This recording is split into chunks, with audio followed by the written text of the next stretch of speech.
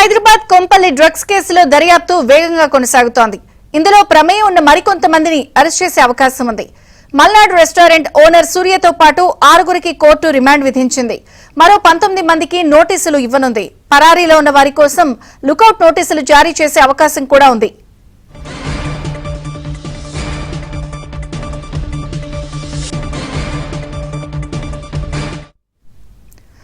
Hyderabad Kompally drugs కేసులో దర్యాప్తు వేగంగా కొనసాగుతోంది. ఇందులో ప్రమేయం ఉన్న మరికొంతమందిని అరెస్ట్ చేసే అవకాశం కూడా ఉంది. మల్నాడు రెస్టారెంట్ ఓనర్ సూర్యతో పాటు 6గురికి కోర్టు రిమాండ్ విధించింది. వివరాలు శశి అందిస్తారు.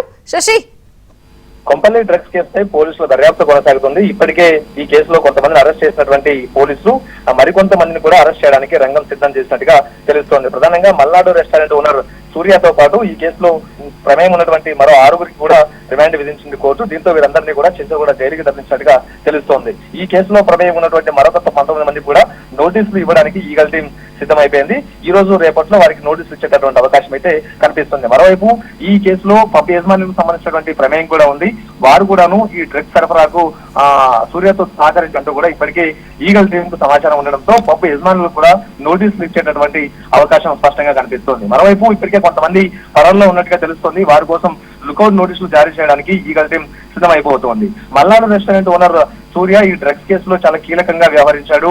ఢిల్లీ నుంచి డ్రగ్స్ ను హైదరాబాద్ కు దిగుమతి చేసుకున్నాడు. ఇదే సందర్భంలో ఇక్కడ పబ్ ఓనర్లతో కాంటాక్ట్ లను ఏర్పాటు చేసుకుని పబ్ ఓనర్లకి డ్రగ్స్ సప్లై చేశారు. సో పబ్ ఓనర్స్ ప్రత్యేకంగా పబ్లలో గదులను ఏర్పాటు చేసి అందులో డ్రగ్స్ సర్వే ఎలా కూడా ఏర్పాటు చేసినట్టుగా తెలుస్తుంది. సో మొత్తానికి సూర్యతో పాటు కొంతమంది పబ్ ఓనర్ల ప్రమేయం కూడా ఇందులో గమనించారు కాబట్టి వారికి నోటీసులు ఇచ్చేటువంటి అవకాశం అయితే స్పష్టంగా కనిపిస్తోంది.